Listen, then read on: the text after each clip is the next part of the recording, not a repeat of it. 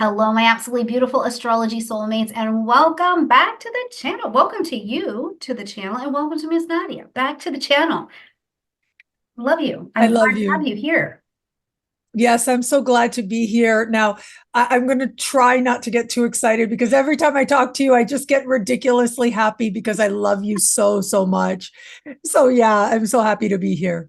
Well, we're glad to be back together. We're glad to be here with you guys because we're going to start to have a little bit of conversation about the world as we know it at 29 degrees of Neptune in Pisces, but also where we're going as we look forward to this Neptune moving into Aries energy, which I think is we've got a lot to unpack and to uncover, but also making it kind of easy, making it practical, and seeing the love within it because it's just not one big hellscape out there. You know, it's not, it's an evolutionary dance that is happening. So there's plenty of good things to be seeing as we unpack and we unfold this, looking forward to where it's going, looking back to where we've been, and how we can maximize the potential of the energies right now. So if we haven't met before, I'm Stormie Grace. I'm a practicing professional astrologer, and I come through the evolutionary, humanistic, and mundane lens. And this is the beautiful Miss Nadia Shah. Do you want to introduce yourself? I'm Nadia. Stormy Grace is one of my most favorite astrologers in the world and on the planet. And I love that your astrology is rooted in and guided by love and wisdom. And that's how I see my astrology guided by as well. I love inspiring people. I love learning about the stars and about myself. I love celebrating other people as well, which is why you, among others, are part of the brilliant faculty at Synchronicity University, where we have what's called our world famous choose your tuition rate. So you get to learn from the best astrologers and you get to choose how much you're going to pay. And then, of course, there's my YouTube channel. You've been on my YouTube channel a whole bunch of times. There's Superstar, Nadia Shah Superstars memberships. There's my books, Synchronicity Publications as well. I should be announcing a new book very soon, so I'm really excited about that. And yeah, I just love everything I do is to inspire, to give hope, to affirm love and wisdom in the world. And I see that in you as well. And I think you're so brilliant. So it's wonderful to share this moment with you on your channel now.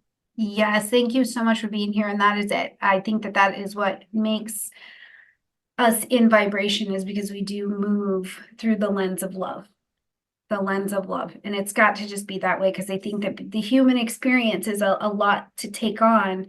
So losing the perspective of love is just too hard, makes the journey too long. So thank you. Okay. Where do we want to start? Maybe let's start presently where we are at because I want to make this somatic as well. But at 29 degrees of Neptune, where we're at currently, transiting Neptune, I think that there's a lot of weird happening, but there's also this semblance of a lot of things have been healed and integrated, but I feel like there are solutions that are wise and also delusional at the same time happening right now. So I would love to hear your take on this. Sure. I think that the 29th degree, the ancients called this a degree that represented crises. Now, we in modern astrology, we don't conceptualize it that way. We would say culmination or we would say concentration, right? But what we know is that ever since we had Neptune moving through, I think back to like 2012, right? That was when we had early Neptune in Pisces. And that was really when we saw this revival, this sense of interest in all things astrology and spirituality. And it was the end of the Mayan calendar. And what did the Mayans believe? And what are the spiritual energies playing out?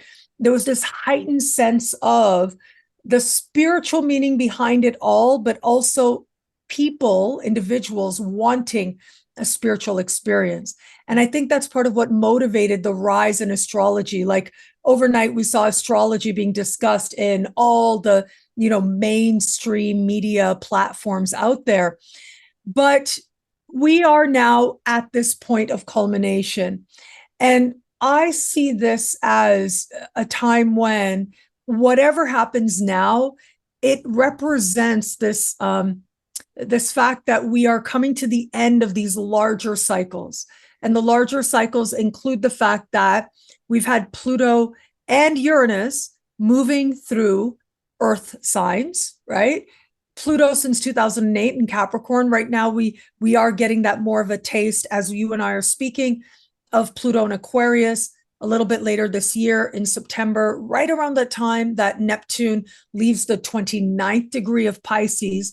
We'll get Pluto going back into Capricorn to sort of wrap things up on an undeniable note, put it that way, considering that the US election is happening with Pluto at 29 opposite Mars at 29.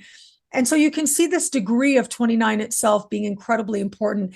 And I think that's because this year itself represents a time of finishing larger cycles, but it really is to start new ones. And what those new cycles are going to be is going to be almost a reaction to where it is and how far it is we take it right now.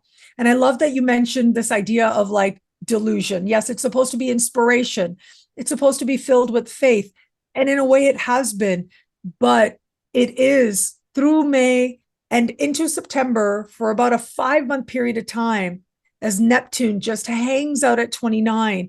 We're going to see the extremes that maybe some people might take that, unfortunately. Mm-hmm. And it is based on what happens that I think the world is going to go in a direction that's a lot more about our free will, a lot more about what rationally makes sense. It's going to be a very different world that starts to take root, but it's almost a reaction to what happens now, in my opinion. Yeah, I just agree with you so much. And I'm thinking a lot about how some of the things we may start to go, okay, we have this vision or this ideal of the world that is to come and how we will navigate it. And what we see in that retrograde is actually, no, there has to be some semblance of old structure that actually makes it function, makes it work, right? So this ideal over here is not ideal because it's not sustainable. It's just a very non-human. It's almost like expecting humankind to behave like we would in our spiritual forms only. And this reminder that we have containers that we live in now, and some of those containers need certain old structures that have worked forever. Not every structure that was built needs to be torn down. And so I think we see us walking right now in between that, and having Pluto get to 2 degrees of Aquarius is like, to me, this symbolism that we have all peeked into a world that none of us have ever been alive to see into. We have never done, all the mortals, and I'll leave that there, we've never seen it. So it's like, well, what do I need? Who do I need to be over there? What skills do I need? What beliefs do I need to carry into that? And thank goodness we're getting some Pluto retrograde so we can back up and go, okay, hold on. Let me reset, research, reorient to that so that I can also see why an ideal will work or why it won't. But I do think I agree with you. There will be some push to try and take things to an extreme that simply I don't think can exist, because it's the right ideal for the spiritual versions of us, but not while we're in human containers. Yeah, it's interesting that it is almost set up as a dichotomy sometimes, right? Like either you're spirit or you're matter, and that's it, right? Either you are the physical or you are of the spiritual realm. And I've heard phrases like you are a spiritual being having a human experience, and that's true. But I think we focus so much on the fact that there's the spiritual being, which should be the focus, but it's almost like we sometimes think that means we should ignore the fact that we are human as well. We're having a human experience. And that means all kinds of things. That means embodiment, like you said, in physical form. We are in the bodies that we are. But it also means that we are going to, no matter what our ideals, how hard we try, we're going to have moments of judging ourselves as having messed up, right? Moments of all those things we call lower vibration, like learning about ourselves through insecurity and jealousy and fear and and possessiveness and all those different shades that we consider not necessarily enlightened. We are not meant to be completely enlightened. Once we are, we leave this realm, right? We leave the earthly experience. The fact that you're here means that there are going to be moments where it feels messy. But I think that when there are people who think that that is something that we need to escape, the human Yeah. journey itself, that is something that we need to be cautious of during this time for sure. And really it is getting so wound up on faith, and I see it as kind of like false prophets, as part of what we may see some of now, unfortunately. Now, how many people get caught up in that, though, is also going to be part of what ultimately I think the world is going to react to in some ways. Yeah, and I think that we can see it even, we share space in the YouTube verse. And we Yes. were just talking about this on my channel, at least we have been, this idea that like this high level of content delivery and creation that is almost to the level of the ethereal space where we forget we're human is not sustainable. But you can kind of watch in those spaces where it's all 12 signs every day, all the time, new video all the time, the energy that's over there. And I think that it's like fear based, right? With this idea that if I just know more, then I can avoid my human experience, but not realizing what it's doing to the human experience and the escape route that leaves, that it's like it's just an escape from having to live. And there's a lot of fear in there and it's not sustainable. So having to like kind of come back down. I mean, I don't know if you've experienced that in your side of the YouTube universe. It's a very different vibration, I think, right now.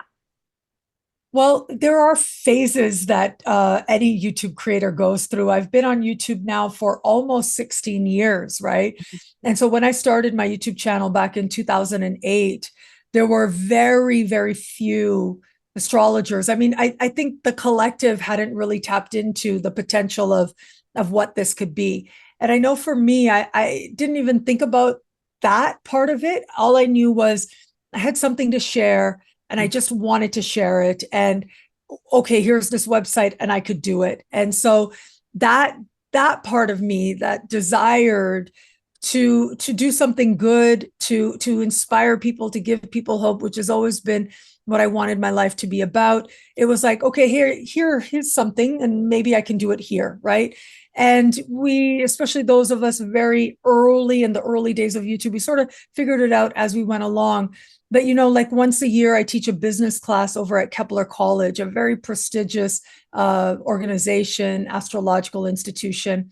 And that is the only time I teach a business class. And I talk about how there are these different cycles we see in YouTube. We see these different trends as well as to what people want and are expecting their Mm. content to be like, to look like.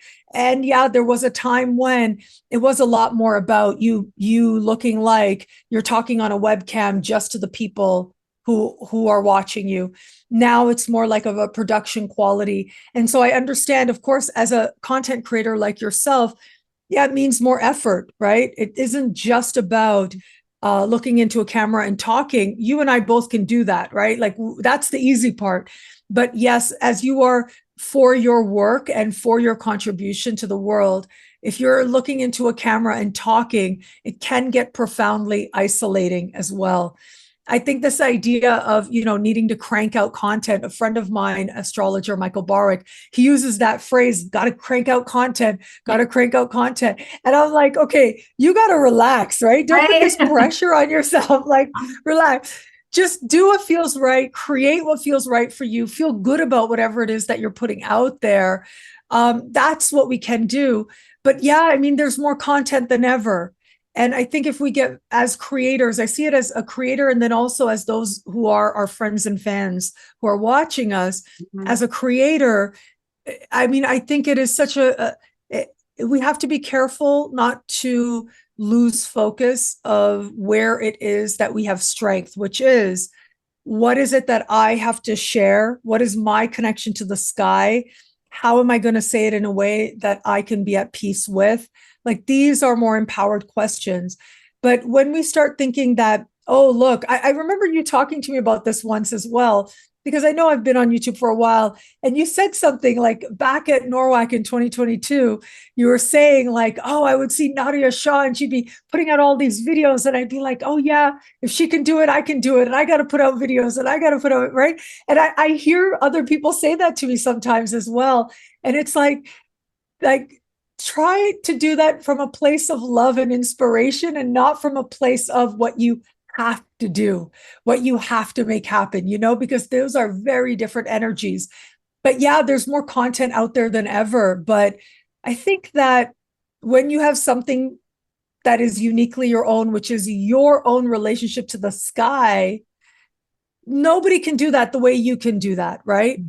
And then as a viewer, the great thing is that you have options, and you can find astrologers who share interpretations that resonate with who you are, with what you are bringing, with what you are wanting to affirm about the universe and about the sky. And so, yeah, there's more choice than ever. But even within that, there is a lot of opportunity for the astrologer and for the viewer. Yeah, absolutely. I agree. And that's kind of the nice part about the Neptune Pisces vibration, because it's like, throughout history, it's like with astrology, astrologers were hot, then we're not, we're hot, then we're not, it's just thus as it goes. And we're in a good seated position at the moment for this to have kind of blossomed. And so as we think about not just astrology, but think about the world that is to come, and we see Neptune finish this 29 degrees where there's a fair amount of misinformation, but also hope. Let's talk about Neptune and Aries. Where does this go next? Isn't it interesting? I think that this is spiritualizing the free will, spiritualizing the individual, the life force. You can do it. You can harness your power, and you can summon the forces of the universe, and they will meet you, and you can take your life in any direction you choose. And I believe that that is true. That is a factor. And those of us who are able to have the privilege to do that, it is a privilege that, in a way, many others may not know and may never know because of where they are on the planet and their social location, right? And all these other factors that we take into consideration with Neptune in Pisces. Neptune in Pisces is a lot more compassionate, but Neptune in Aries has a lower vibration and a higher vibration. And the lower vibration is, well, you're responsible for yourself. We become a law unto ourselves. We spiritualize the adrenaline junkies. We think to win makes you more spiritually pure, more elated in some way, rather than bringing that balanced perspective of, well, we're all doing the best that we can. And that really is the case. We are complex people, and we find ourselves in all kinds of situations, personally, emotionally, spiritually, psychologically, but also in terms of our life circumstances and at different times. And what we are able to do might be different at one phase of our life than another, that you don't have to take on all the responsibility in order to have your life go a certain way. I think that's going to be part of the balance that maybe we might need to find as part of our pathway forward. But of course, right out of the gate, you and I both know one of the big things is that Neptune is going to be with Saturn in the sky at the very beginning of that transit, which I think is just remarkable, because I remember one of our greats, Robin Armstrong, right? He's a very famous Canadian astrologer. And he would say that Saturn needs Neptune and Neptune needs Saturn. And what he would mean by that is that Neptune is so much about the inspiration, so much about the dream, that it can forget the embodiment that you were talking about earlier. Saturn can be so much about what is real and what is realistic and what is possible, that it forgets that so much of what we're able to manifest first started out as a dream. But when they have each other, they're able to manifest those things that we once thought were impossible, were fantastical, and we can make them real. We can make them a part of our lives. And I think that is going to be the opportunity right out of the gate. We're going to have what is sometimes called the triangle of potential, what's also called the grand sextile. I can pull up that chart if you like, because I have it ready here. Yeah, let's But take a look at it. basically, yeah, let's take a look at it, because basically what this is, it is speaking to how supported and how much so quickly can be about um, going from water and earth, where we are right now, and jumping into this whole other world that is air and fire, which are very different energies, right? If you think about it, so I need you to give me permission. Oh. So you do that, make me co-host. But while you're doing that, in astrology, earth and water are considered archetypally feminine. And I don't mean that in terms of like, okay, they actually have genders. I mean as principles, right? We can think of it that way, in that these are you able to see that? Is it clear? This screen here? Yeah, with the chart. So I'm hoping I got it right. What did I highlight here? Triangle of potential, right? That's what it says? Yes. Okay, great. So there's a more receptive quality when we think about earth and water, and there's a more active principle at play when we think about air and fire. Fire is a lot more about initiation and creativity. Air is about thought and freedom, whereas water is about feeling. Earth is about holding. And so we are going to go to a place where the outers are going to step into a very different energy. And I think this is going to be remarkable in how they end up supporting each other as part of this very rare, larger configuration. So you can see my pointer, right? Yes. We're looking here at Neptune and Saturn in Aries. And what are these two doing? They are sextile Uranus in air in Gemini, sextile Pluto in air in Aquarius. That is very important, a transit. And then we've got Uranus and Pluto, both in air, speaking in supreme harmony with each other as well. And so this is going to be a larger configuration that is only going to grow in importance as we move even further into the decade. And, I've been saying since at least 2017, I know I've been saying to people, the world we have at the beginning of the 2020s will be a very different world that we have at the end of the 2020s. And I think it started off strong, like we knew it, that this was going to be happening, because as soon as we started the 2020s, we did so with Saturn conjunct Pluto, and that indicated the pandemic, right? This idea of isolation and larger powers that happened in Capricorn. But what we also had in March of 2020 was Mars meeting Saturn at 0 degrees of Aquarius. We, in December of 2020, had Saturn meeting Jupiter at 0 degrees of Aquarius. And so this sense that we are on the precipice of a new beginning, of a new world, has already been there since the start of the decade. This is the divine transition, if you will, where we go from feeling and communing with others to a place where we're thinking about things more rationally, more logically. We're sharing ideas. That's the air. But then a lot of it is also about, like, who are you, right? And whoever you are, that's what you're going to manifest. Who do you believe yourself to be? Well, then that's what you are. And I think it's interesting to consider that there is the inspiring quality of being able to reinvent yourself all over this, right? And so many of us are going to do that. But then what does that mean for people who have earned the way towards invention or reinvention, as opposed to those who just say, no, this is what I am, and this is who I am, and that's it. It can be something completely different one day to the next. doesn't matter what I've proven, doesn't matter what's been shown, doesn't matter what credentials.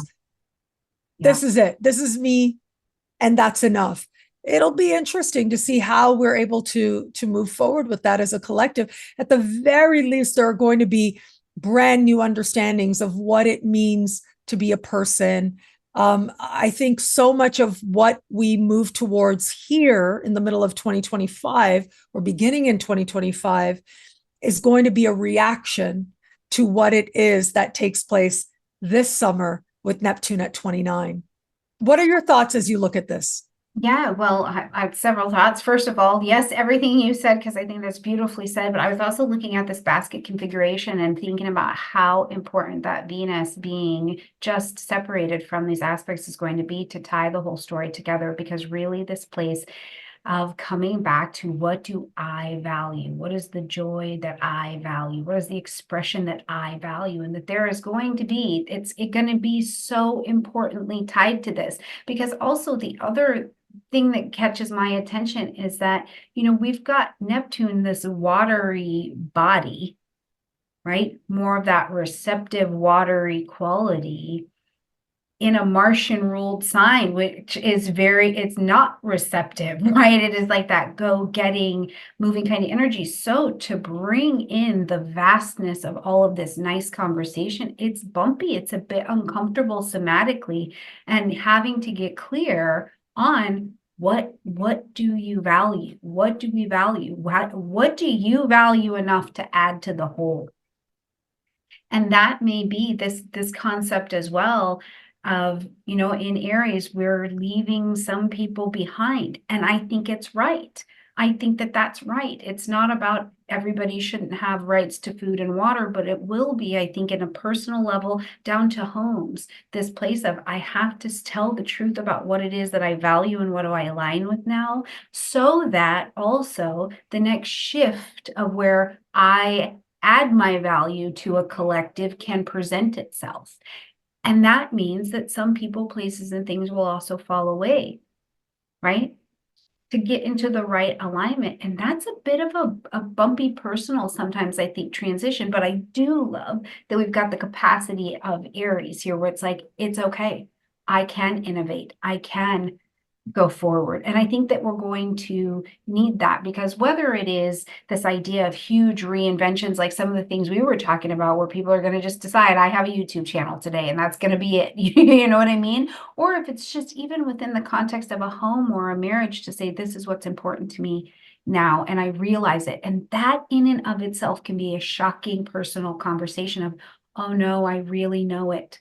I really know that this is who I am and what's important. And can I say that? I'm going to say it, right? I'm going to say it. And thinking about too, the North Node will have left that signature of, nope, this is the direction you need to go now, right? And having it moved at this time into the vibration of Pisces, the courage to carry the decision out. So I think that there's a lot to be said. That basket it will initiate a fair amount that flatly comes down to as well, what do I value, and having to tell the truth about it. Which I was thinking a lot about it too, with that Venus being there, flashing all the way back to the retrograde signatures we've had, flashing back to, what was it, 2008? Going back into those Venus signatures, where is it 2008, 2014? I might have my dates wrong. I'll look at that and make it right in the thing. But when we're looking at Venus and Leo in this last retrograde time, where it was something that we wanted and we couldn't do it, we couldn't take it on. So as we experienced the Venus retrograde in 2023, the healing to that. So the story of what we really want, we really do value, is here, but the courage to carry it out is still in development.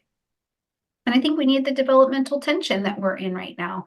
But I do think countrywide, national wide, and down to our own homes, we'll see that trying to wiggle it in, getting it to fit almost.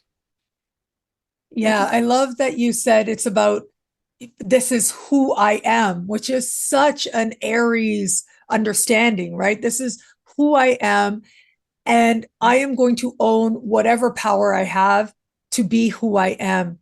And tapping into the collective is a different thing than thinking that you need to be part of the collective. Mm-hmm. You know, you and I, we've spoken a lot about these big aspects coming up. And I think that a big part of Neptune is also about celebrity, right? Neptune and the discovery of Neptune coincided with photography and film and um, this idea that today, the way that we understand what it is to be famous or what it is to be known is such a remarkably different thing than it was just a few decades ago, right? Before Neptune went into Aquarius, it was such a different thing. It was Neptune's move into Aquarius that made it so that it became like everybody had a platform all of a sudden. Social media sites started to arise.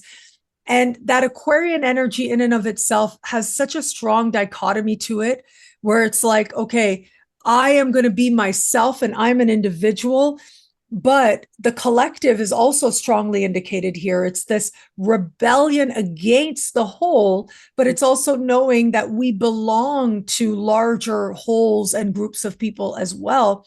And that in many ways we need people. And so this idea of, this is who I am. This is it, right? I'm going to be it unabashedly. I'm going to put it right in your face. This is who I am.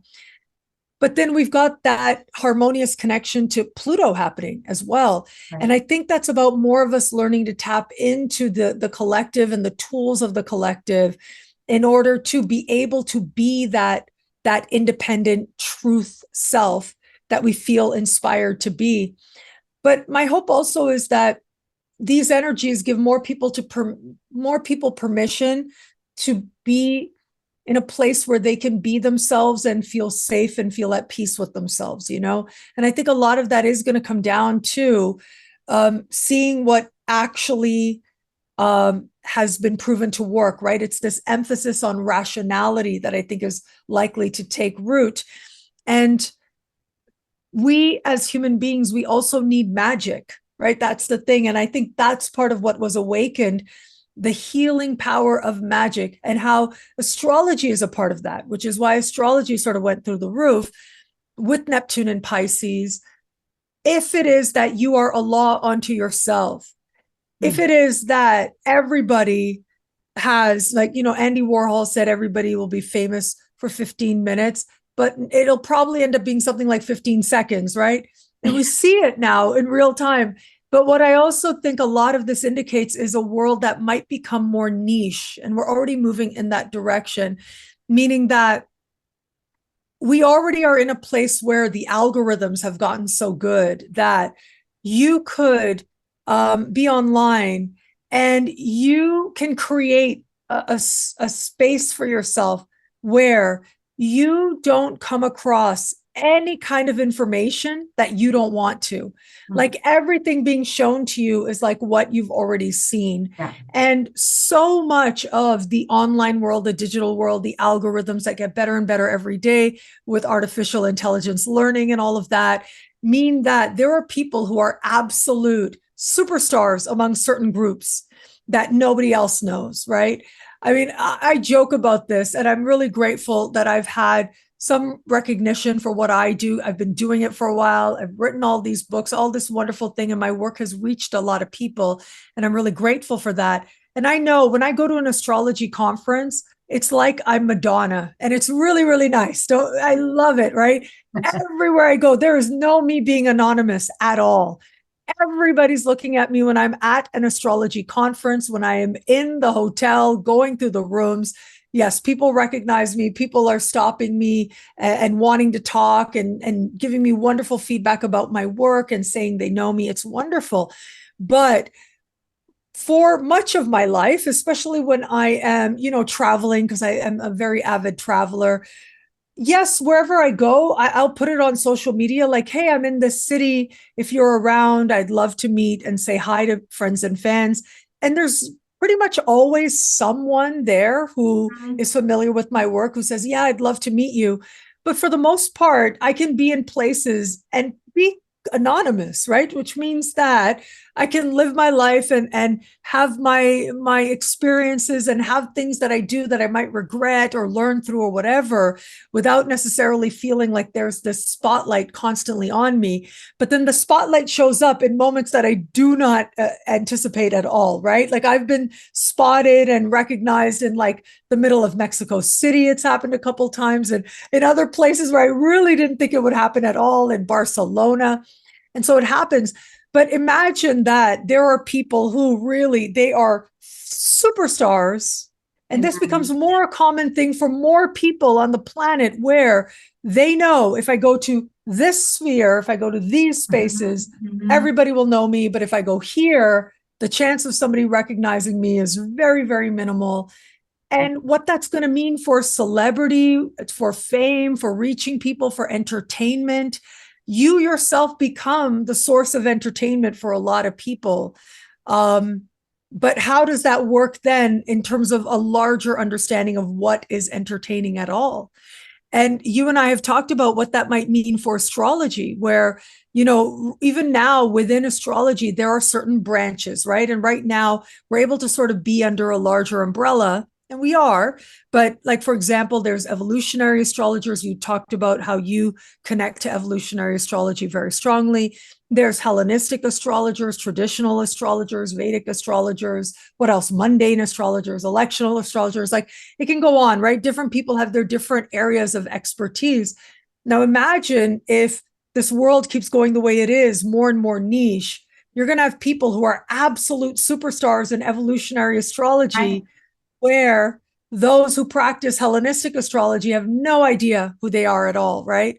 Yeah. Yeah, that might be the direction we're going in. Which is kind of a nice thing in its own Yeah. beautiful way, because it allows this space where I think we've had a lot of width. And for humans, whatever it is, whether it's astrology or you study bread baking, it doesn't matter. Like you can have so much width, but it will detract from the depth.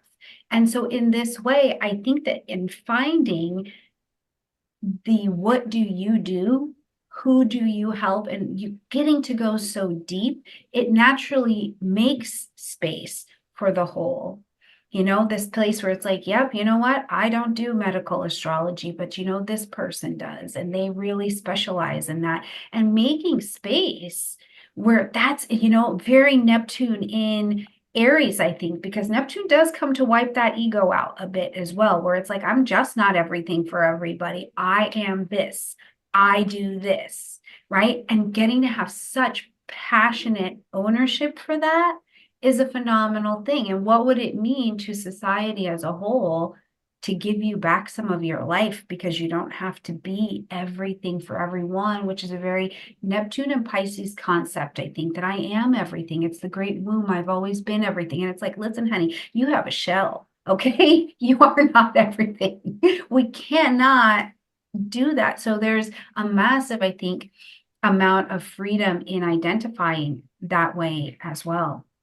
So I will be interested to see, but we were talking about it before, that it may not come as wonderfully and as peacefully as we're talking. It may come down to people being like, who are you? Who are you? Just flat out asking, who are you to tell me that? Because if you can tell me about that, you can tell me about that. But if you can't tell me about that, you can't tell me about that. And it becomes that, and it's not always peaceful. And I think that we see that in a global space, right? We're going to certainly see it play out on continents, different ideas about what's right and who are you to tell me that, and what these kinds of concepts I think will continue to come to the table. I'm just recalling now as you're talking about this that, I remember back when I've been making content so long. So I was talking about when Uranus was moving into Aries, right? That's how long I've been making videos. I was back then talking about Uranus is moving into Aries. We're going to have the Uranus Pluto square. Remember that? Mhm. 2012 Yeah. to Yeah. 2015.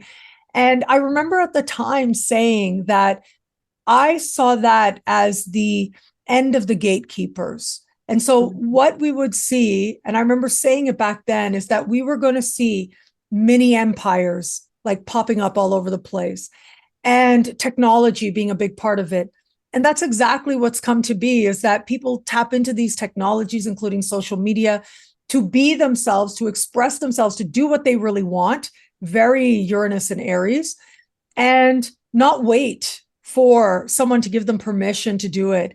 Not try, you don't have to go out and get a book deal anymore, right? Or to get a record deal anymore, or to get a studio to invest in you so that you can have that show, so that you can make that movie. Now everybody has access to the same tools. They're accessible more than ever in different ways. They're accessible in terms of how their prices become more and more reachable for more and more people. That's one part of it. They're accessible in terms of our ability to then take whatever we record and find the tools and, all of these, the knowledge it takes to learn the skills so that you can make something that you can feel good about, that comes across as really professional. Yeah, people are making movies on their iPhones now, right? Mm-hmm. And I love that. I think that is so empowering. It is about more individuals being more empowered. And now we're going to have Neptune going into Aries, right? And so it isn't just going to be about the technologies, Yeah. although that'll still be a part of it because Uranus is going to sextile Neptune. And we're going to have Pluto and Aquarius sextiling Neptune. And so, yeah, technology is still going to be a part of that, but it just might go into overdrive, right? This idea of mini empires, they Many, just might. many empires. Yes. Yeah, Many, yeah. many, many empires. And I just think it's funny, it's like by the time we're really looking a little bit further down the line, we get Jupiter into Cancer, so we can kind of relax a little bit. But we're starting to have the symptoms of the Jupiter moving into Gemini, where it's going to get, I think, really big, really fast. And then we've got to transition into what is actually valuable. Because actually, when Neptune moves into Aries, the first thing it does is squares all the rest of the cardinals, right? So it's like, hold on, what are we starting? Kind of feels like the question is like, what is important to start here? How are we going to do that? What's the excess what are we doing? But like you, I think it's very reactionary at first. So that clash of those energies in the beginning. But with any transit, do you agree that it's like the beginning of any transit is kind of like, what's going on? Because it's like you just got to the island and you have to figure out what the job is there, or the vibration, like how do I roll with this vibration? And Neptune is definitely you're going to roll with me or suffer kind of vibration. Fighting against Neptune, I think, is futile, personally. Oh, yes. Yes. So sorting that out, which again kind of brings me back to this idea of it's gotten big, it's gotten excessive, we're very reactionary in this vibration. And so the loss of the ego of I'm not these things so that I can be in alignment and go with this vibration is going to be huge. And not every soul will react well to the delusion of pieces of the ego. Oh, yes. Isn't that interesting? That's an interesting way to look at it because, yeah, Neptune is about dissolving, right? It's about merging with the collective. He's God of the seas, after all, right? It's in constant flux. But the energy of Aries is so much about singularity and beginnings. And, here I am, me as an individual. This is what I want to do. This is what I feel is my truth. And so, how to make that come together in a way that isn't destructive. And, thinking about Neptune, water sign, Pisces, right, rules it, God of the seas, amplifying water here in a fire sign. Think about what happens.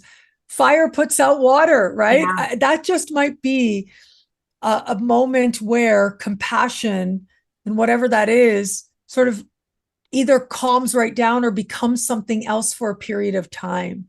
Yeah. Um, it Yeah. might compassion might become one of those things that is a scientific formula, is what can be empirically proved. Like that's why I think this emphasis on rationality, like, okay, what's going to be good for the most people? What represents the greater good? And there are lots of people who've been doing experiments. Of course, there are people who've conceptualized and talked about it philosophically for millennia and millennia. I mean, we see texts in ancient Greece where people are talking about, what is the best thing to do for the maximum amount of people? What is the greater good here?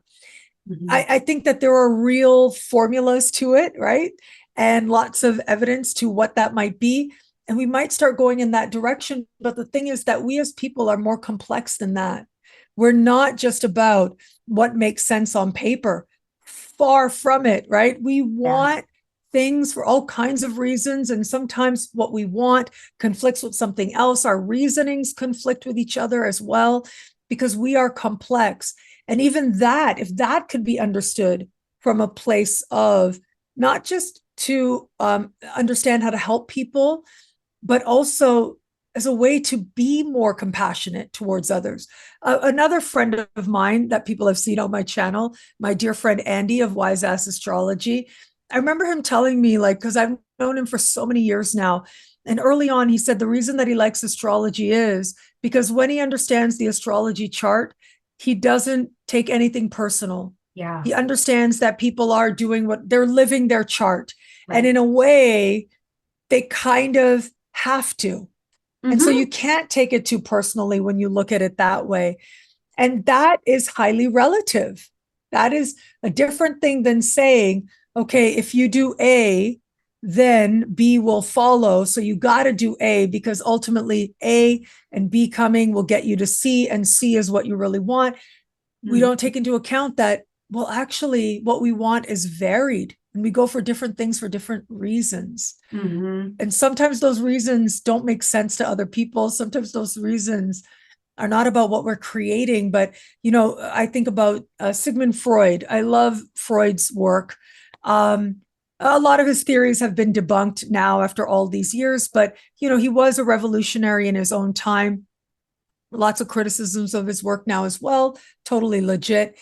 But a lot of people know him for his theory of libido, right? Which is this idea that everything we do, all the decisions we make, the ways in which we try to become something more, it's all rooted in the need that we have to be desirable to other people, right? We want people to choose us as a mate, ultimately. And so we think that sense of what's going to make us desirable. And he said, all of us do this, right? Every single one.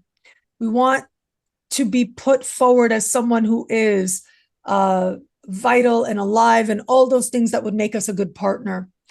But later in his career, towards the end, he talked about how, in addition to the libido urge, which is the creation urge, we also have what he called the self-destruction urge as well. And that these two sort of they operate next to each other. And I think of this also as sort of corresponding with this idea that everything we do, some people say, everything we do is either to move towards pleasure or away from pain. And so we're able to make our choices more consciously when we figure out, okay, why are we doing what we're doing? Is it for pain or for pleasure? Like, where is it moving us along the way? And so sometimes what it seems like is actually destructive or self-destructive might not be, right? It might be playing out to a higher wisdom. It might be playing out to a deeper understanding that might not make sense to people watching our lives and might not make sense to us. Mm-hmm. But it is that we're actually trying to begin again. We're trying to create something. And unconsciously, it looks like we're destroying, but that might not be the case. We Mm-hmm. might see some of that with Neptune in Aries. Absolutely. And it's like, I think that we can't really avoid the God idea when we talk about Neptune. I think all of our planets hold the God idea, which is like, what am I moving towards that brings peace? And how do I get to it? What is the pathway to do that?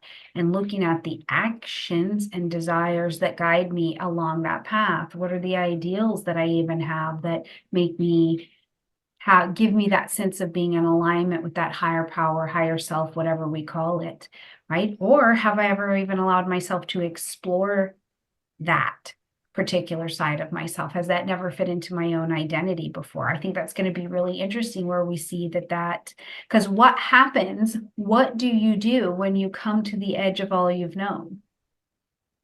Where are you going? What will you do? Can you do?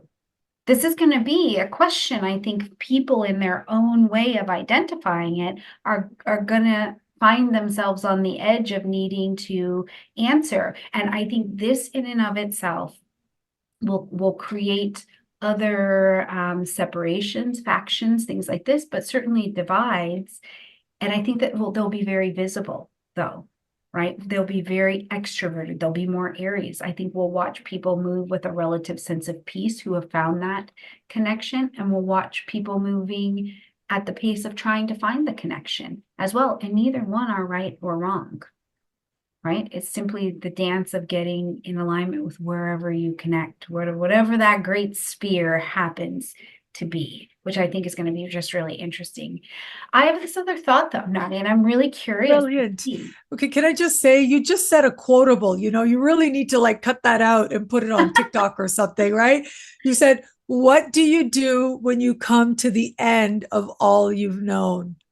What do you do then? That is such a divine question to ask, and how appropriate for the sky that we are going to be kicking into more and more, because it's almost like 29 of Pisces, Neptune and 29 of Pisces. We think we know it all. We Everything. don't realize that we are at Right. the end of what we know until we get to 0 degrees. And Right. at Neptune at 0 of Aries is when more of us are going to ask that question. And I think that is when authenticity can really begin. That is Absolutely. brilliant. Absolutely. The depth of reliance, dependence on whatever we call the higher source is actually freedom, as Wow. opposed to I know it That's all, scary. I am it all, I know it all. Then just do it. Like if you are it all and you know it all, just do it. Bring yourself peace. And that, right? And how can we come to an astrological chart and think that there isn't a greater configuration, whatever it is, and however we speak and interact with it? Where does Mhm. the soul, the spirit, the higher consciousness come from? Where does that emanate? And these are going to be, Neptune just poses these questions, but I think Pluto gets us there faster. And I think we're seeing some of that because to me, the experience of this Plutonian energy, as it will play into all of this, is that Pluto has ignited the pain point. And I do love Plutonian energy in the sense that it creates a pain point that no matter which direction you turn, you can't get away from it. And it's the same one. It's like just this. This is your issue. And half the time it lands us in, I got to have faith in something. I've got to get some new ideas around something because I can't get out of this, which is really interesting. So I think we'll be primed. And like you said, reaction. It'll be a reaction to everything we've seen here. And there's no way to leave faith off the table, I don't think, which is going to be cool. But Yeah. here's my thought, because Neptune in Aries, the wiping out of that masculine energy, Mm, wow. Either the wiping out or the spiritualization of the sacred masculine, right? right? The two That, oh my places. goodness. I know this is There like a was, whole other video, I feel like, and I think that this is in a lot of context this is a really, really large conversation that is going to need a reset. One, because yes, both, we all have them both, right? But what happens if we have a more feminine energy overtake a masculine energy? Typically, the outcome, just traditionally, is infantilization. And then we get a generation or a grouping of masculine energies that don't know how to masculine energy. They're not empowered in it and they're not taught it. And let me just tell you, thinking about history, if I were a country watching the United States, if I was a country outside of the United States watching it, I would say, great, let them destroy their own men.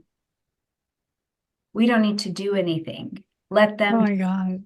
which this gets very big, I think, Nadia, don't Mhm. you? Like, I mean, to Yeah. me, it's like watching what this could be and a hope, because I also think that the community, the coming to a whole, will be an opportunity for cultures and people who never had the stability to understand the sacred of masculinity to be retaught, to be reloved back to its powerful state. And that can change a lot. And it can also drop the feminine energy back into the feminine energy. A heavy feminine container living in masculine energy is really damaging. Wow. I mean, I'm thinking about how, just like people have natal charts, so do countries, right? And this is something that you and I both know as astrologers. And countries that have strong air energies in their chart, strong air signatures, they tend to be really good for equal rights. They tend to be really good for education. And education is sort of this equalizing principle, right? Because on the level of intellect, we're all the same, regardless of gender or gender identity or expression. And so it's interesting to think about the hyper masculinity of Neptune. And yet it could be either the hyper spiritualization of that energy or subduing it, perhaps even. But then you look at the energies of Gemini, where Uranus will be, and Uranus is an androgynous figure, a Mhm. figure of equality. And Gemini, ruled by Mercury, an androgynous figure. Aquarius, pure thought, right? It is genderless. Yeah. And so you think about how there are wonderful ways in which that could come forward, because I mean, like I said, I love to travel. According to TripAdvisor, I have walked 31% of the planet. I am very proud of that. I share that graphic on my social media. I have a Sag moon. I love it. And I have been places on the planet where when you see the overbearing structures that are in place that are Hmm. not just oppressive, but restrictive and abusive just in their existence of the structure itself, what Hmm. it does to women, how so much of their environment is set up to remind them that they are less. It is shocking. I mean, it is something that when I have seen it has been traumatic to just witness for a brief moment as someone who's been wild and free. I have a little thing back there on my wall that says wild and free because that's how I see myself. And I was raised with a lot of strong women around me who wanted that affirmed for me as well, who told me I was wild and free and worldly and that anything I wanted and I was willing to work for, I could have.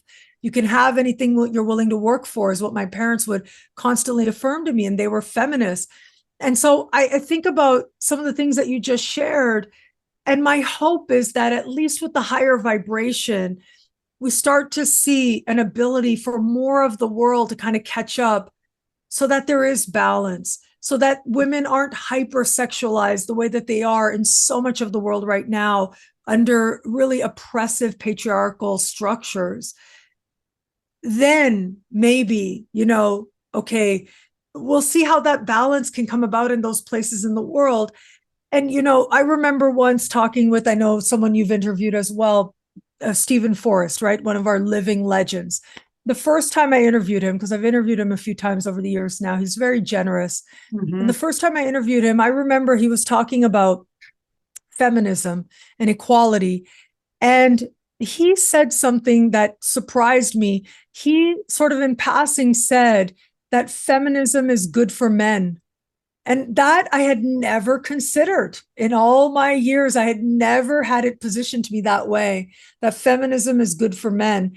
And it is because, as a principle, we all have sacred masculine, we all have sacred feminine.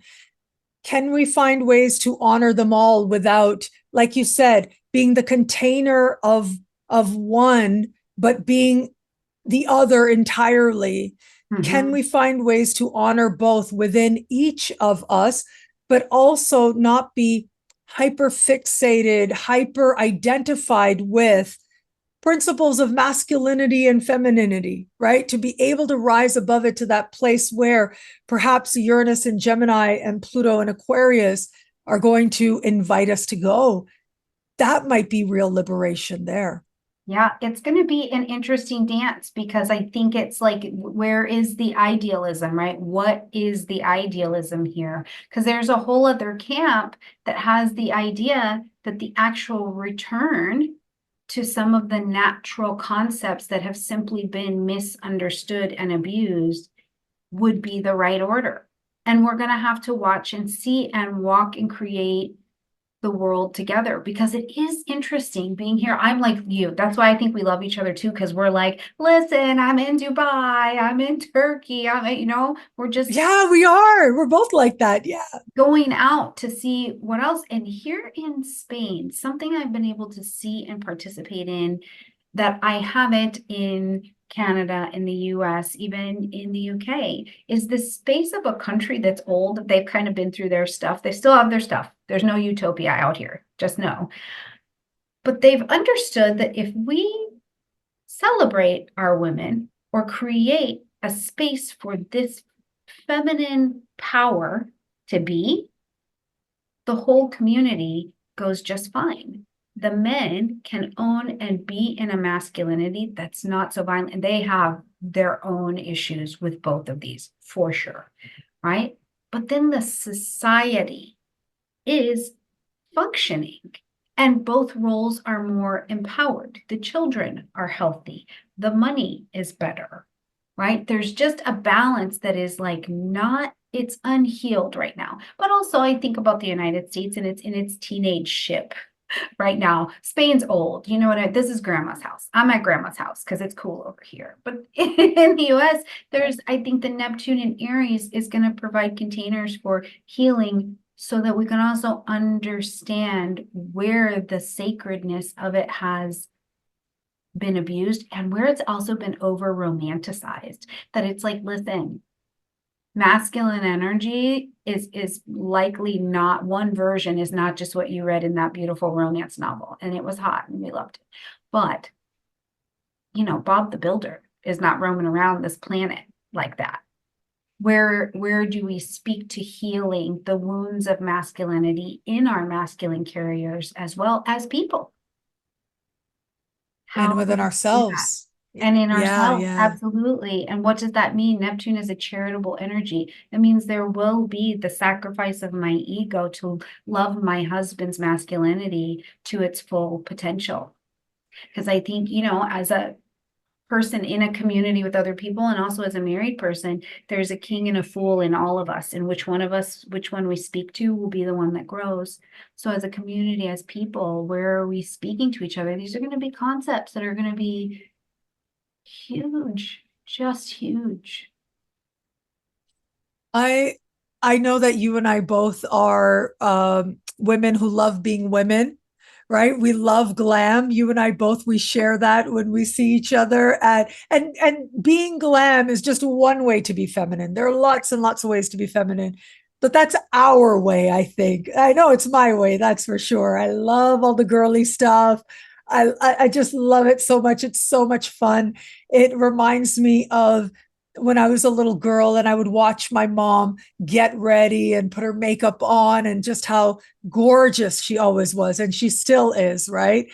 And I mean, I think that's incredible. And I also think simultaneously that it would be wonderful if whoever wants to experience this feeling could feel it. It would be Mm-hmm. wonderful for those who don't want to worry about whatever it is to be feminine, whatever it is to be masculine. I think there's a reason that we think of moving beyond that as rising above, right? So I will say, like, my master's degree is in cultural cosmology and divination, and it was with the Faculty of Religious Studies. And I think that's so fitting because the way I see astrology is as a practice of divination. It is about a personal type of prayer. It is looking at the sky and in an act of poetry, interpreting what you see. And it is a deeply mystical experience and understanding. And so, as part of this program that I took at the University of Kent in Canterbury in England, I remember we read like different texts of the different religions, right? Of the world's great religions, as well as ancient religions as well, like ancient Greece, ancient Rome, for example. And when you look at the sacred texts of the different religions, it's interesting because we get to this place of with the Christian Bible, the embodiment of God becomes Jesus Christ, right? And this is so valuable to humanity because it is a personal relationship with God. It is a type of understanding of God where He is your friend and your lover and your father and your protector, and it becomes a very personal partnership you undertake. And that is still a concept we see in parts of Christianity. Like, for example, in Catholicism, if you want to be a nun, you marry God. Like, in your mind, you give yourself to God on that level. And then, we see this evolution in the main patriarchal religions, from Judaism, and we get to Christianity, and we have that really personal relationship. And then you get to Islam. And in the Quran, there's such pains taken to try and conceptualize God beyond embodiment, beyond gender. Again and again, God is never referred to as He, like our concept of He, but as a divine it, right? As a divine energy, as not a being that necessarily is embodied or incarnated the way that humanity understood it before. It's trying to help us to rise to an understanding that isn't about duality, that isn't about partnership, that isn't about relationship necessarily, but it's about this idea of oneness and raising of oneself. It strives in its concepts, in its philosophical assertions, to rise above gender in our understanding of what the divine is, so that we're not conceptualizing God as a god or a goddess. And so I think of, okay, in our human evolution as a collective, we had that. Why is that? Because in some way it was seen as a step forward. It was seen as taking a step onward and upward, to move beyond just an understanding of life as a simple dichotomy, or duality, beyond just what is one thing or the other, what is masculine, what is feminine, what is this role and what is the counter role, what is yin, what is yang, and to understand that there might be something more that doesn't even need to bother itself with those concepts of duality. And I think it's interesting to consider how all of the air signs, but in this case, the air signs that are going to be lit up are Aquarius and Gemini, with Pluto and Uranus respectively. They are signs with a very strong duality to them. And they are signs that both encapsulate this sense of moving into the realm of thought, so that gender and gender roles and gender identities and dualities become less significant. And yet it also, in its strong dichotomy, affirms duality at the same time. Look at us having a nerdy philosophical discussion. I love this. I Yeah. live for this, right? This is my Sag moon coming out to play. Yeah. Yeah. These are Yeah. like Imagine. huge, like global and societal conversations as well that will govern the way we move things forward. And what point of everything's everything can a society live and work and exist functionally in, which is really interesting, because if you think about building a business, if we just build a business on hope, will it function? And so again, we kind of circle back to, okay, we've popped into whatever container you're in, human wise. So how far can we stretch these concepts, the spiritual concepts, into the human form and allow them to work without degrading the human experience, right? Without making everything everything. Because very quickly, if everything's everything, we don't need women's rights anymore.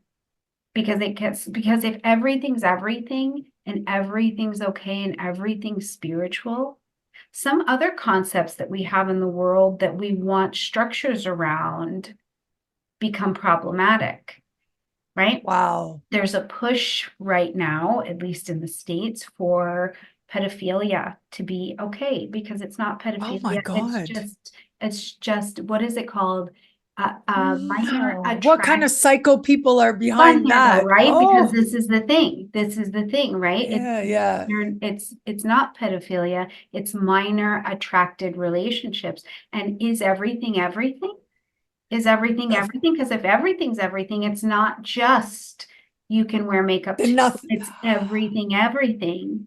If If everything's everything's everything, there's no right or wrong, there's is no what you're right or saying. wrong, right? If And that everything, is so not Aquarius. and it's Aquarius is not about that. Yeah, right. yeah. So it's going to be like we're thinking, I think we can think in very comfortable containers, but when we get out of that, right? If everything's everything and we can just have a lamb have a baby for us, then do we need women? If we don't need women, why do we need women's rights? Are women sacred anymore? Right? These things are going to be the type of ideas that I think when we look back to what was at 1861, 62, and we see war outbreak, it was over what are the concepts that we are willing to fight for that will govern us because everything's not everything.